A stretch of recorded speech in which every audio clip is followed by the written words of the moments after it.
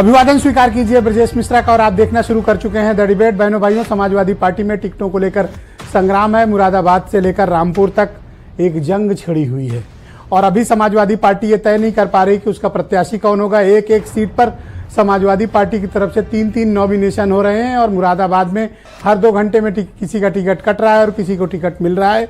Samajwadi party Moradabad और रामपुर में 2 धड़ों में बढ़ चुकी है। कांग्रेस अपनी सीटें नहीं घोषित कर पा रही है। बीजेपी और आरएलडी में भी रिश्ते वैसे तो दिखने में सहज हैं, लेकिन मामला कुछ कहीं फंसता हुआ भी दिख रहा है। बहनों भाइयों, इस वक्त उत्तर प्रदेश की राजनीति, अब जब चुनाव नजदीक आ रहा है, पहले फेज का चुनाव है, मामला बड़ा दिलचस्प हो गया है। आज चर्चा इसी विषय पे करेंगे। बहनों भाइयों, उत्तर प्रदेश की राजनीति में आज कल रात से बड़ा बवाल मचा हुआ है। बवाल इसलिए मचा हुआ है क्योंकि समाजवादी पार्टी के होल्ड की 2 ताकतवर सीट्स मुरादाबाद और रामपुर में पार्टी में टिकट को लेकर झगड़े मचे हुए। आजम खान ने वीटो पावर लगाई, इज्जत दांव पे लगाई, करियर दांव पे लगाया और समाजवादी पार्टी पर भरपूर दबाव बनाया। और इतना दबाव बनाया कि बिजनौर की एक पूर्व विधायक रुचि वीरा को पैराशूट से लैंड कराया गया मुरादाबाद। रातों रात उन्हें टिकट दिया गया और सुबह उनका नामांकन करा दिया गया। कल जब टिकट मौजूदा सांसद एसटी हसन को मिला था, उनका टिकट बदल दिया गया।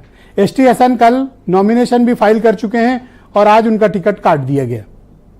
रुचि वीरा को भी पहले टिकट मिला था, लेकिन सुबह ऐसी खबर आई कि उनका टिकट कट गया।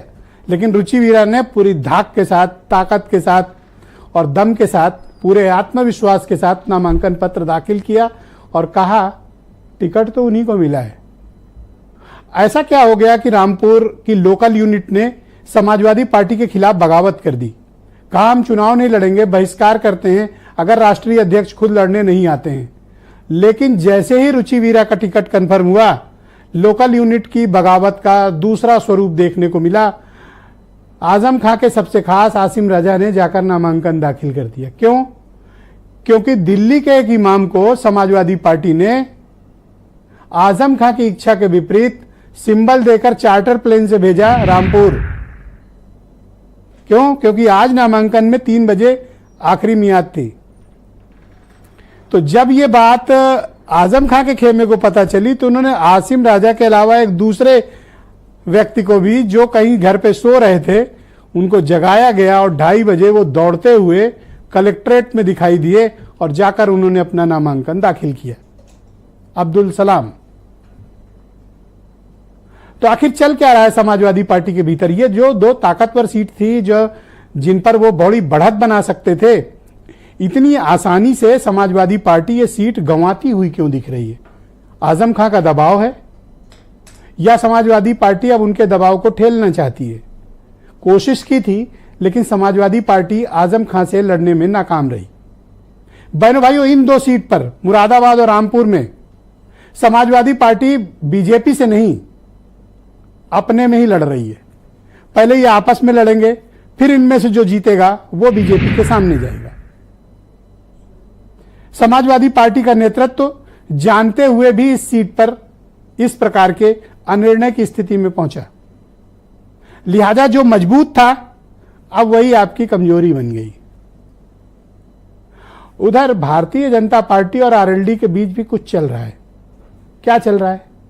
आज बिजनौर में नामांकन था और भारतीय जनता पार्टी ने अपने दूसरे सबसे ताकतवर नेता केशव प्रसाद मौर्य को सहयोगी दल की सीट पर भेजा, बिजनौर।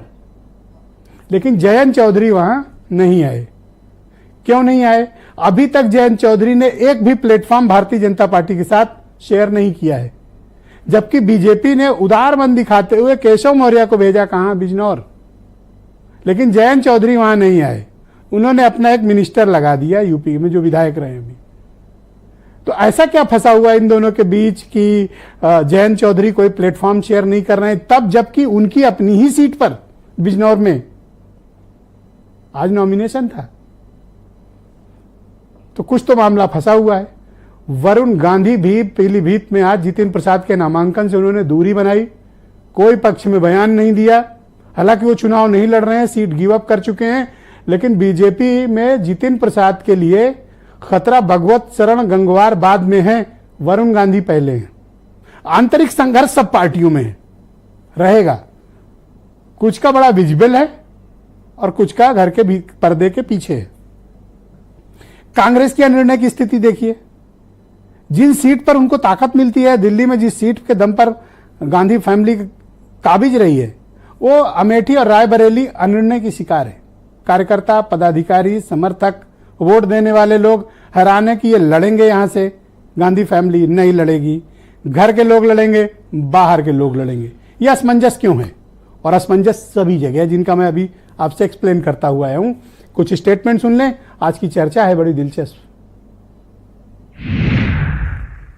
जनाधार ज्यादा होता है वहाँ पे टिकटार्थी भी ज्यादा होते हैं, और जहाँ पर जनाधार ज्यादा है वहाँ टिकटार्थी ज्यादा हैं। छोटा बहुत होना ये स्वाभाविक है, क्योंकि जनाधार मजबूत है, पार्टी मजबूत है, हमारा नेता मजबूत है, तो ये सब भी होना स्वाभाविक। लोकतंत्र में चुनाव लड़ने का अधिकार किसी को भी है, परंतु इंडिया गठबंधन पूरी तरह से प्रतिबद्ध है। जो भी कैंडिडेट पार्टी के सिंबल से चुनाव लड़ेगा, हम एक दूसरे के साथ पूरी तरह मजबूती से खड़े मिलेंगे। कंफ्यूजन ही कंफ्यूजन है, सॉल्यूशन का पता नहीं।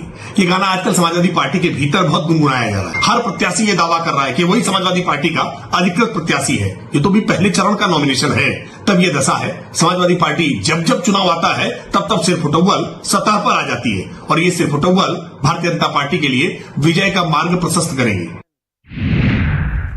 बहन भाइयों, आज की परिचर्चा को आगे बढ़ाएंगे। मेरे साथ समीर सिंह हैं, उत्तर प्रदेश में बीजेपी के प्रवक्ता हैं। सुरेंद्र राजपूत उत्तर प्रदेश में कांग्रेस कमेटी के प्रवक्ता हैं। अनिल दुबे राष्ट्रीय लोकदल से हैं।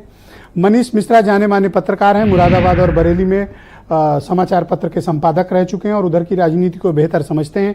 केपी मलिक जाने माने पत्रकार मेरे साथ मौजूद हैं, और वीरेंद्र सिंह जी हमारे स्टेट हेड। आप सभी का बहुत शुक्रिया और धन्यवाद मेरे साथ इस कार्यक्रम में सम्मिलित होने के लिए। थोड़ी देर में समाजवादी पार्टी के प्रवक्ता फखरुल हसन चांद भी हमें ज्वाइन करेंगे। मनीष